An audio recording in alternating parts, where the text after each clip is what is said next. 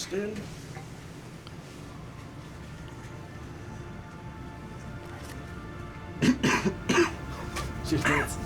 Jiminy fuck.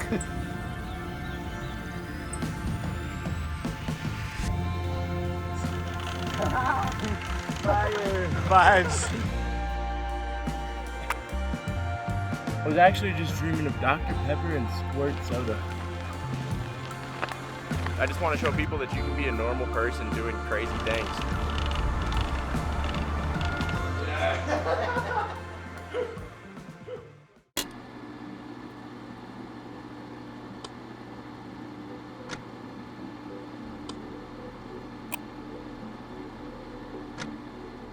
My name is Tomas Parra Gomez. I like to ride bikes. Brother. Oh, my alarm's going off. Yeah, so I'm planning to do an Everest. What that implies is climbing the height of Mount Everest above sea level. So 29,029 vertical feet. Oh, dude, I'll fucking give her a rip, brother. That's pristine, thank you. We'll be doing this in Park City, Utah, on a bunch of sweet downhill trails that a lot of the locals have contributed to.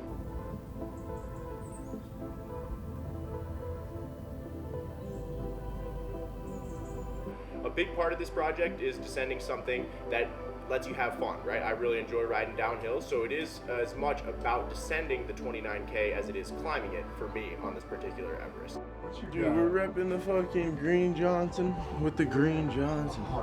We're going to be taking 10 laps up to the top of Park City Mountain Resort, aka PCMR. So we're lapping to the right flank of Jupiter Peak 9 times, and that's a 2,800 foot lap.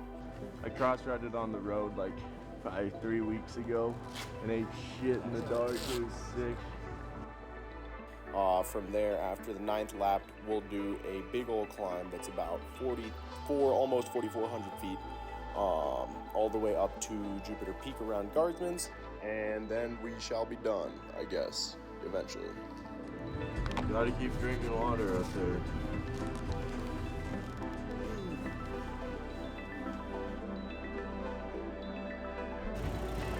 Thanks, G. Oh yeah, boys. Start the old watch-a-rooney. We lock that baby up. We don't want nothing to happen to the old girl. That's the deeds. 89 BPM.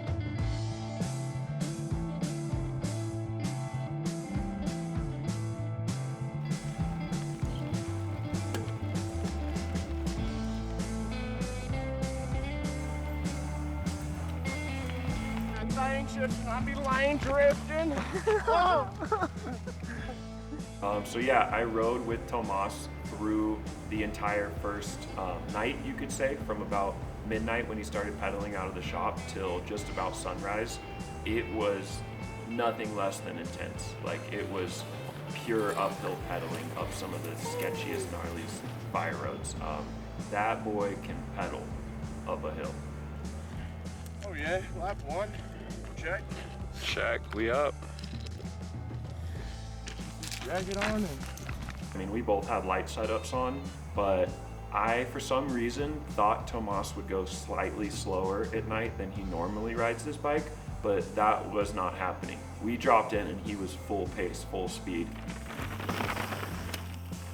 First lap down at about 2 a.m., I went OTB on a double flag diamond, and I don't know if you can still see it in my nose right there, but I about broke it going flying over a berm over the handlebars at night. You see that? That fucking hurts. And then after that, it was just me alone in the forest in the dark at 2 a.m. riding my bike. I knew he was down there somewhere. Roll the picture.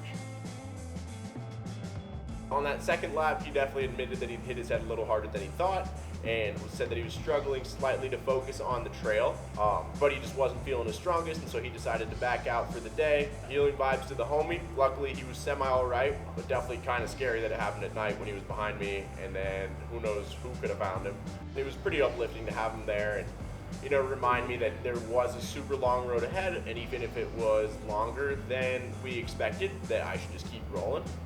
And that was pretty refreshing to have right from the beginning.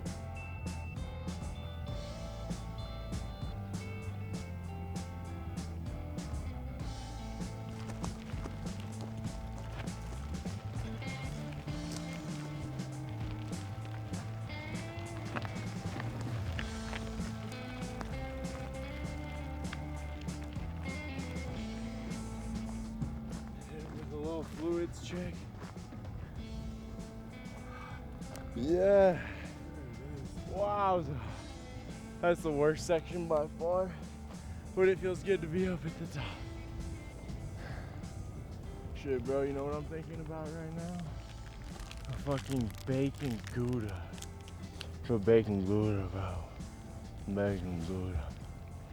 Oh, a little bacon Gouda and an Americano? Fuck. Just got steeper at the end there. That section sucks. Some quick draw Cheez-Its, dude. Imagine if we got Goldfish Cracker support. It'd be almost as good as being sponsored by a baking company. Yeah. But these cheddar ranch Cheez-Its, dude, are pretty exquisite. Mm-hmm. Hell yeah. We're about to not need this light. Mm-hmm.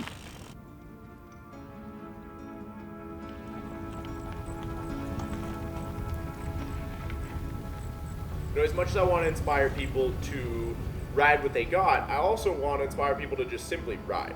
Like, I think that a lot of people don't go on exploratory rides anymore to just find cool terrain, find sick new trails that may have popped up, or find a cool scree field that you've always wanted to ride. I think that, those adventure rides are super important to what the community is, what we're all looking for. We're all looking for just having a fun time out there, finding new things that stoke us out.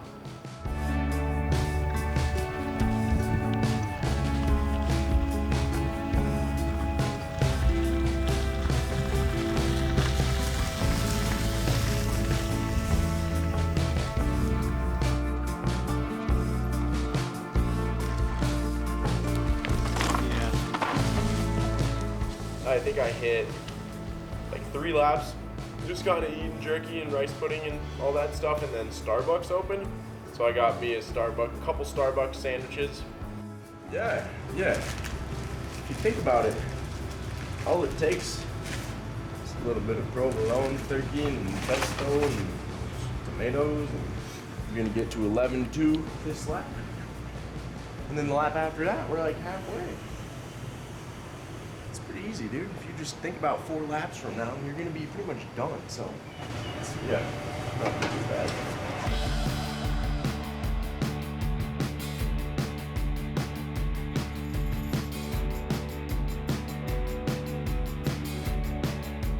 So how would you define who you are?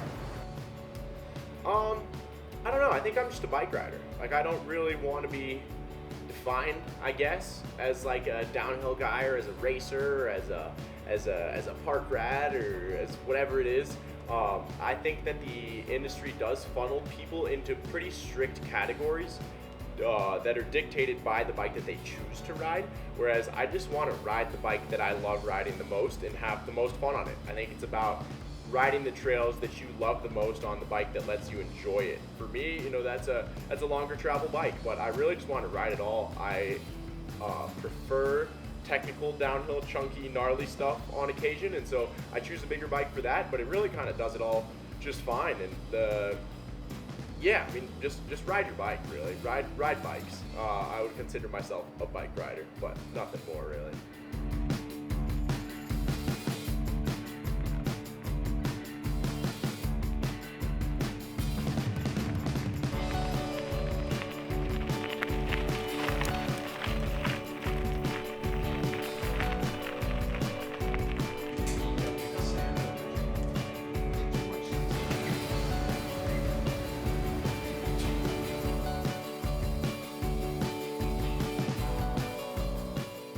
Certainly means a lot that as I stepped away from racing and kind of stopped worrying about the industry aspect of riding my bike, I did have brands naturally come up to me and decide to support this self-exploration as much as exploration of the industry and of what mountain biking can be.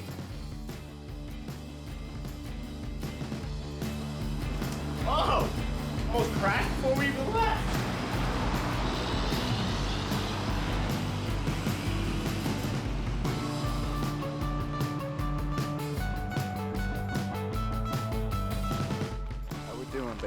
Oh, God. Getting there. Any interesting thoughts to share after that one?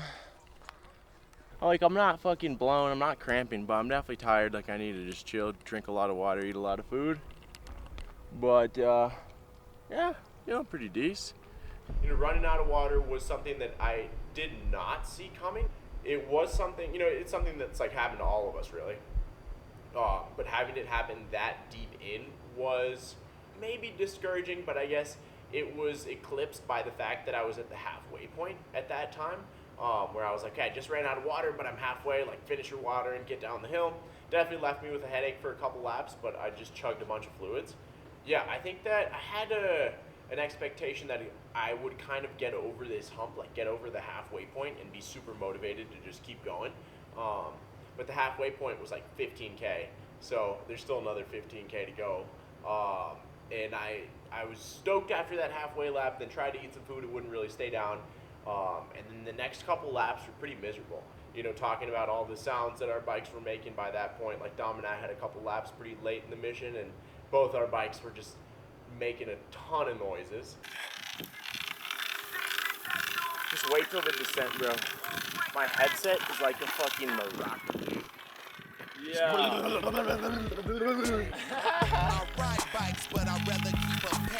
It definitely wasn't just straight up riding with the homies. Like, I never forgot that I was 24 hours in, per se. But there were moments where we'd be like dancing to some music and like playing something or like doing something dumb and funny, or Dom would be doing something dumb and funny, Cody would be goofing around, and that would kind of bring me out of just how deep I was into the pain cave. How the fuck a nigga go from riding bikes in icy, jumping over the fence to get them bricks on icy? Haha, cause we way too high feet, even though we mobbed out, trapping in my mob. I cook carrots, but my batch ain't for gumbo, cutting down Columbos, my Pyrex rumbo. 36 on a tumbo, take 'em out the dryer, man, my first two fire, man. What was cool to me about it was the fact that it's just like, even though it was like a huge feat, a huge challenge for him, it felt like when I was riding with him, it felt like just like another day riding with the homie. Even though he's with, I mean, I joined him in the later half, so he's with like at probably like 20K vert or something when I joined him. So just crazy, but like the energy he had when we were just riding up and just like goofing off, like just another day riding, it's so sick. 1 minute. Because you can't have semi-solid cheese. That's some bullshit. How long you been up for? I don't know, man. Like 22 hours, I think. A little under.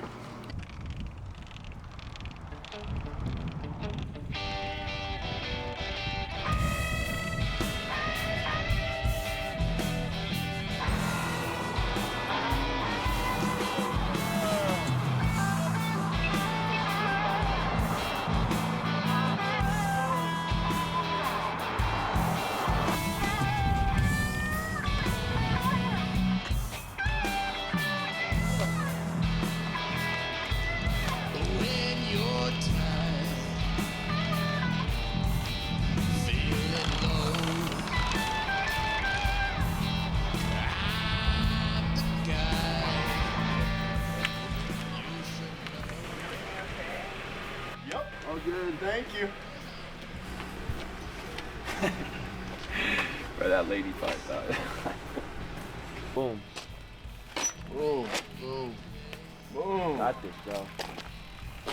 Yeah, I mean, as far as the pain cave goes, like it lived up to my expectation. On my 8th lap, I had like little black dots in my vision, and that made it pretty tough. I slowed down on the way down a good bit because of that, and then my bash guard came loose, and so I had resistance when I pedaled, and so I just kind of scooter kidded my way over to the shop after that lap. So that was tough because I was beat physically, and then something happened mechanically, and I was just pissed.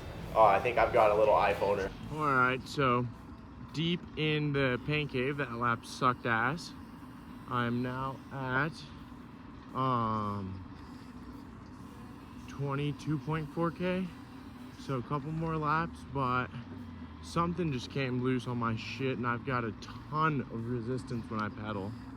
I think it's like bash guard, chain guide type stuff, but not cool. I'm like rolling back to the shop right now. My vision was getting all fucked. Getting, I don't know, just like black dots and shit in my field of view. So I'm gonna go take a half-hour nap and then try and fix this shit and then get back at it. The emotional consequences of some physical shortcomings were hard to deal with. We're going up for, I think it was like the 9th lap or something. And I had like gone down, slept a little bit, and then I came back and joined him. So I just like cranked up, pedaled up, and then, and when I got to him, he was like walking. I was like, oh shoot, like is he like good and whatever? And he's like, yeah, bro, like I think I just gotta chill. Like my knee feels like it's about to blow up if I keep pedaling. And I was like, damn, bro, that's crazy. Like what the heck? And like of course, like you know, he's pedaling up a road, but like what he's descending is like some pretty gnar stuff. Like it's not like no joke. So yeah, I was like, at that moment I was like, damn, this is legit. Like, I mean, we're into some serious territory here when you're like kind of right on the verge of like blowing up your knee. It was dope, like hanging on to those high lines, being like, dude, this is the last time that you need to go down this, so like hold proper form so your wheel doesn't slip. It was a pretty cool feeling, and I think that that's a lot of what I was thinking about on the last few laps was like, okay, this is the last time I need to ride this section of the road. This is the last time I need to ride this steep bit that I hate at this point. This is the last time this. And like that last descent was sick because I was like, it's the last time I need to make it all the way down the hill, but it's also on like our favorites. The last lap was a bit of a different pain cave than I anticipated. UDOT closed Guardsman's Pass on us, and so as opposed to like pedaling the paved road to single track to the shoulder up to Juke, where like there's a couple hike and bike sections, but you can pedal to the summit. We had to turn around and hike the ridge up from Deer Valley, which, well, I mean, I wouldn't say that it was like a bummer per se, but definitely very different than how I visualized like summiting, if you will, or topping it off. And that last hike, I mean, I was there. Like I literally just had to walk like 700 more feet or something like that, 800 more feet. So I can't say that I was defeated, but I was just like, really? Like really, UDOT's kind of closed the road right now? And when we got onto the service road looking down at the road, we could have pedaled it right up to the single track we wanted to and gotten right onto the ridge, but they said no.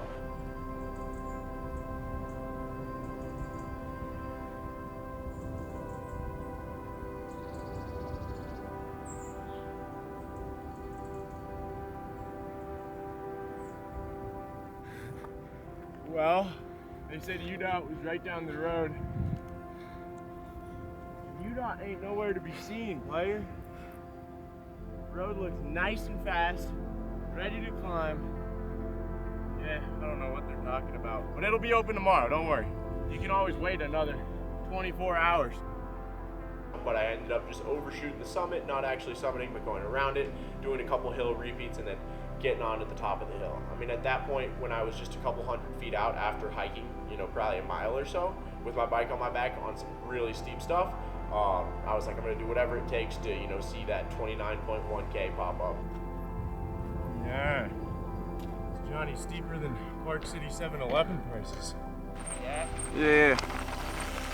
How much do you think you're off by? I'm at 28.27.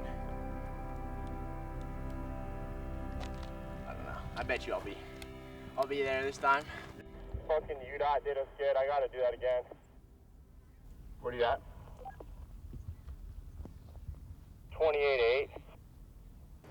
By the end, I was pretty juiced up on ibuprofen for that last lap. So that last lap, we were kind of just on cloud 9.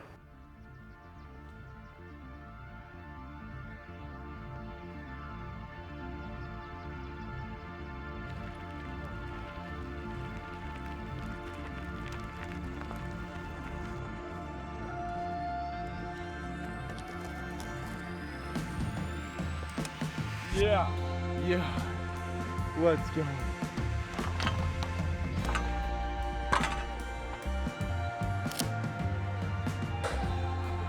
Let's go. For real. Thank you, dog. I appreciate it. Thanks, bro. Let's go. Fucking with a dream until today, dude. Literally. Yeah. What you got there, dude? A bacon sausage wrap, aka an assimilated breakfast burrito. Let's go. Thank you, boys. Good taking work, dude. Good workout. Thank you, boys. Now it's time for some free ride.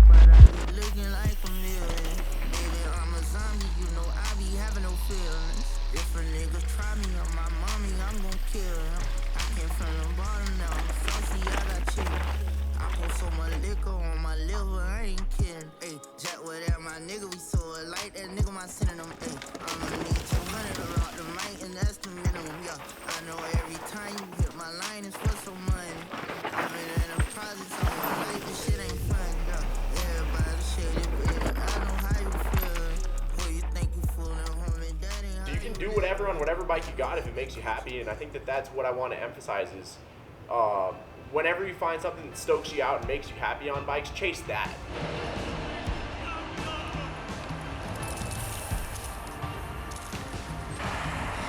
Let's go. Thank you. That was a gnarly one. Thank you, dude. Hell yeah.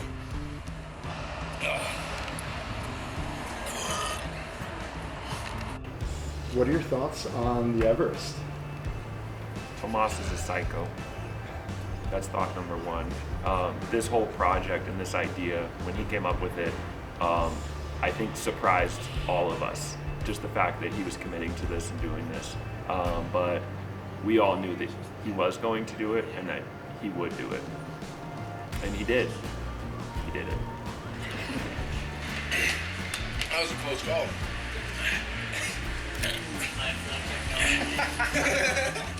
Cheers. Cheers, dude.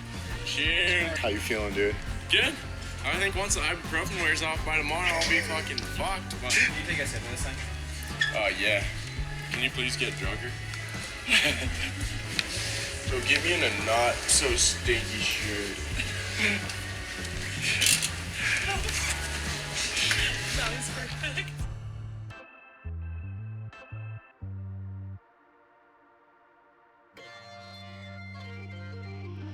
There's a lot of confused mice out there, so you gotta be careful. But essentially what will happen is you're just cruising, son, mock chicken, all right? And this mouse is just, but like none of this, none of that, just straight trying to confuse you. And so you're like, oh, I'm gonna take an outside line. And then he's like, yo, and you're like, oh shit. And then there's like a drop or something, and yeah, mouse is just, yo, just straight scrubbing, bubba, scrubbing the jump, dude. Yeah, lots of mice. And then Cody was kind of way back. I was like, dude, I don't know what happened. After waiting for a while, I was like, I'm just gonna go to the shop and eat breakfast. This was lap 1, so I hadn't eaten it all. I legit pulled into the shop at like 2:30 a.m. and just like blood coming out my fucking top of my nose. And immediately, just like door opens, ding. Brother, I promise it's not as bad as it looks. And he was just like, oh my God. I warned him though. I was like, don't be surprised. This looks worse than it is. And it's just like straight off the nose, bro. Like dirt everywhere that there isn't blood, helmet's dented. And I was like, yo, oh, what happened? Saw a wild thrasher, a wild Pete, both off the clock, freshly off the clock. Yeah, free range grass-fed mountain employees, baby, that's all. I always get confused with my pants that they send me, but this is the below the knee relaxed fit. Yeah.